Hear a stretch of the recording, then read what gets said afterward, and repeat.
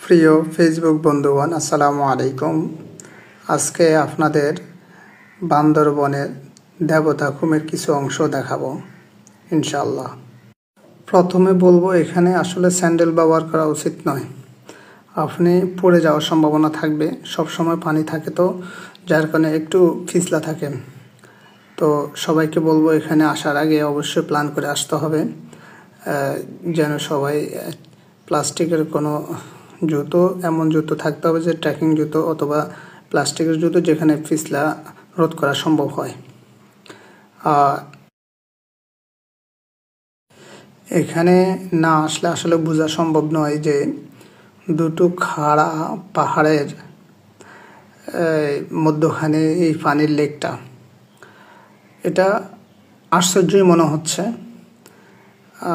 তারপরও যারা আসবেন অবশ্যই দেখবেন। তবে এখানে স্বাভাবিক তাপমাত্রা থেকে অনেকটাই কম, এখানে ঠান্ডা থাকে সব সময়, বিশেষ করে শীতকালে অনেক ঠান্ডা, আপনারা গরম জামা কাপড় আনতে হবে। আর এখানে চড়ার জন্য নৌকা এবং ভেলা দুইটাই আছে। নৌকায় 6 থেকে 7 জন করে নৌকায় ওরা চড়িয়ে দেয়, আর ভেলায় প্রতি 1 জন করে অথবা 2 জন করে ভেলায় চড়তে পারবেন এবং পুরো কুমটাই আপনারা দেখতে পারবেন ইনশাল্লাহ। যদি কেউ আসেন অথবা আসার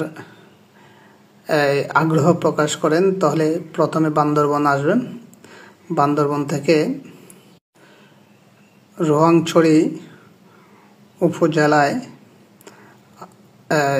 কচ্ছপতলী বাজারে আপনাকে আসতে হবে।